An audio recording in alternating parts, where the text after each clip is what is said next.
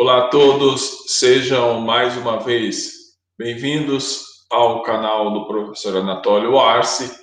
Hoje nós vamos tratar de um assunto extremamente pertinente no âmbito da sociologia, que é o conceito de indústria cultural.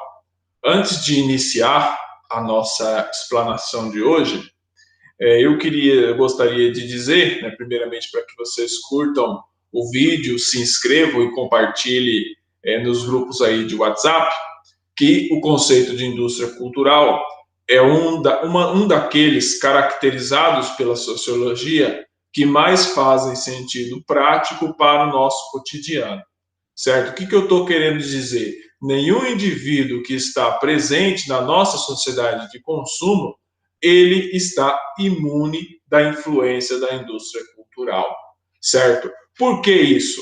Porque a indústria cultural, ela é produto de um grande processo, certo? Que ele se inicia ali na Revolução Industrial. Deixa eu passar para o próximo slide, por exemplo. A Revolução Industrial, enquanto um processo econômico, um processo sociológico, ele alterou, certo, a estrutura social da Europa daquele período histórico e transferiu parte dessa estrutura, dessas mudanças, para as sociedades que industrializaram depois. Então, por isso que eu coloquei ali que a indústria cultural, que nós denominamos sociologicamente como um longo processo, uma estrutura longa que influencia nos hábitos de consumo das pessoas. Hábitos de consumo, certo? Só para nós caracterizarmos o conceito, é o seguinte: hábitos de consumo, ele significa, a grosso modo, tipos de produtos que um grupo de pessoas costuma comprar. Isso nos desperta a seguinte reflexão: que tipo de produtos um indivíduo ele é capaz de adquirir? É o produto que alcança o seu bolso. Certo, pessoal? A sociedade de consumo, a nossa sociedade, ela é uma sociedade de consumo. E a forma como nós somos enxergados nessa sociedade, a forma como nós somos vistos nessa sociedade, depende da nossa capacidade de consumir. Muitas vezes vocês podem chegar e falar, fulano é rico, por exemplo, Neymar é rico, Mbappé é rico, né? Jogadores de futebol que ganham muito dinheiro. Você está enxergando esse indivíduo pela capacidade de consumo que ele tem na sociedade de consumo, pelas possibilidades de adquirir produtos que ele tem. E assim vale também para o grupo de pessoas que ganham salários mais baixos. Sempre costumam fazer uma piada do tipo de carros que os professores utilizam, né? Gol, Palio, Uno Mille, Corsa e etc. E aí muita gente faz piada, até inadvertidamente, ao meu ver, né, fazem piada desses hábitos de consumo dos professores da questão da aquisição de carros. Mas por que os professores adquirem essas marcas de carros? Porque são as marcas de carros acessíveis ao padrão de vida de um professor, do salário de um professor no Brasil, né, que é considerado uma das carreiras pouco remuneradas em comparados com outras que estudam tanto quanto. Mas essa é uma outra discussão. O que nós chamamos, em linhas gerais, de hábitos de consumo são tipos de produtos que um grupo de pessoas costuma comprar. E a indústria cultural, ela influencia nesses hábitos de consumo. Ela é uma grande estrutura, a indústria cultural, ela é uma grande estrutura com uma linguagem, certo, que nos convence a adquirir determinados produtos. Só passando aqui no próprio slide que eu coloquei aqui, que a indústria cultural, ela é uma forma de aliar o entretenimento, a diversão, com a propaganda e o consumo. Vocês podem questionar, mas professor, se o senhor falou que a indústria cultural ela é um longo processo que vem desde a Revolução Industrial, e é um longo processo, você não tinha a propaganda como nós entendemos hoje. Realmente, a indústria cultural, ela se adaptou, se aperfeiçoou, se potencializou com a questão da propaganda e da mídia. Vou citar um exemplo para vocês. No Brasil, né, na era do rádio, ou seja, quando não existia a televisão, a forma da indústria cultural se inserir e convencer as pessoas a adquirir determinado produto era uma.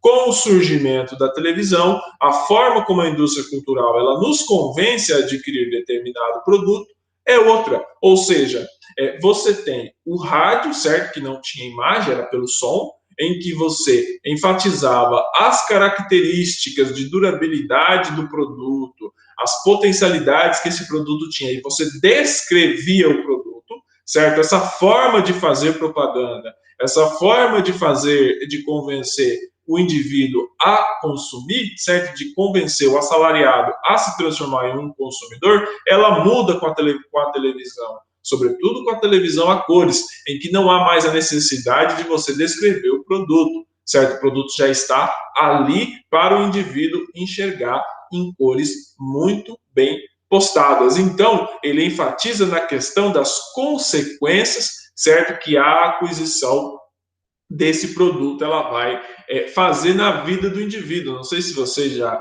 tiveram contatos com essa propaganda, por exemplo, propaganda de cerveja. A propaganda de cerveja, eles sempre colocam uma mulher, certo? Bonita, no caso, né? Para convencer o público-alvo a tomar aquela marca de cerveja. Eu não vou fazer propaganda para nenhuma, mas, por exemplo, se você vê a cervejaria Itaipava, eles adotaram uma modelo como garota propaganda para convencer o público masculino a tomar essa cerveja, para que essa cervejaria, no caso, ela aumente a sua presença no mercado nacional. Outro exemplo que nós tivemos é o exemplo da Heineken, que patrocinou durante muito tempo, não sei se patrocina ainda, a Champions League. A partir do patrocínio da Champions League, a introdução da Heineken no mercado consumidor brasileiro ela aumentou. Por que isso, pessoal? Aí nós chegamos a outra característica da indústria cultural, que seria a principal que eu gostaria de enfatizar com vocês, ela transforma a arte em mercadoria. Por exemplo, se você for pegar alguns eventos artísticos como o futebol ele é um esporte, mas ele também é uma arte. Quando entra a indústria cultural, transforma o esporte em mercadoria. Aí você vê, por exemplo, a introdução dos clubes de futebol. Que não sei se vocês estão vendo, eu estou com uma camiseta do Corinthians, que é o clube para o qual eu torço. Outros torcem para o Palmeiras, São Paulo, Santos, Flamengo, etc. Vários clubes no Sul, Grêmio, Inter, em Minas, Cruzeiro e Atlético. Ou seja, o futebol ele foi transformado em mercadoria pela indústria cultural. Ele deixa de ser apenas uma arte, ele se torna um produto. Assim como o carnaval, assim como a música, assim como a dança e etc, etc, etc. Vários eventos artísticos, para se adaptar ao mercado, eles são obrigados a sofrer esse processo de transformação. Por exemplo, hoje em dia, muitos cantores estão migrando de estilos musicais, certo? Que dão pouco dinheiro, que são pouco atrativos para a questão midiática e de propaganda, estão migrando para a música sertaneja. Por que eles estão fazendo isso? Porque a música sertaneja tem mais capilaridade mercadológica, ou seja, é um processo, certo, que vem da Revolução Industrial, que ele transforma a arte em mercadoria. Por isso que a indústria cultural, ela alia entretenimento, certo, diversão, com consumo. E a propaganda, ela entra nesse cenário como um instrumento de convencimento, com uma linguagem impositiva e com uma linguagem própria. Mas como que é essa linguagem positiva da indústria cultural? Ela não é uma linguagem positiva em que o dono do produto chega e fala, consome meu produto e pronto. Não, ele faz todo um cabedal artístico, certo? Em que ele convence o indivíduo a adquirir determinado produto, aliando esse produto com o artista. Por exemplo, se você observar o fone dos boleiros que os jogadores de futebol utilizam, tem laranjado, preto, branco, vermelho, tem de várias cores. Eles convencem muitas vezes o fabricante daquele fone, não é o dono que vai vender. Ele coloca na orelha do boleiro, do jogador de futebol, na maioria das vezes o famoso, aquele que tem acesso à ampla cobertura midiática, né? Coloca no ouvido desse jogador e esse jogador aparece utilizando o chamado fone dos boleiros, que é um fone, mas foi apelidado de fone dos boleiros, como uma estratégia mercadológica, e aí ele convence o menino ou a menina, ou o homem ou a mulher que é fã daquele clube de futebol ou daquele jogador a adquirir esse fone.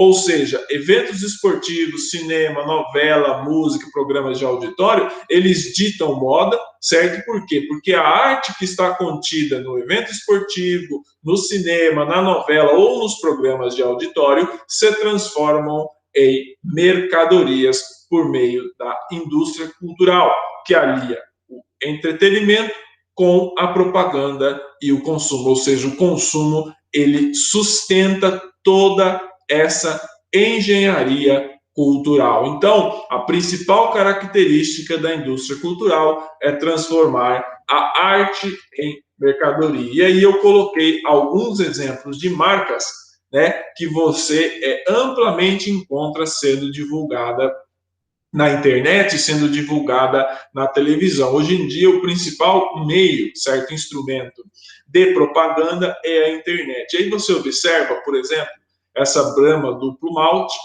ela foi muito utilizada nas lives dos sertanejos, patrocinou lives dos sertanejos durante a pandemia, dos cantores sertanejos.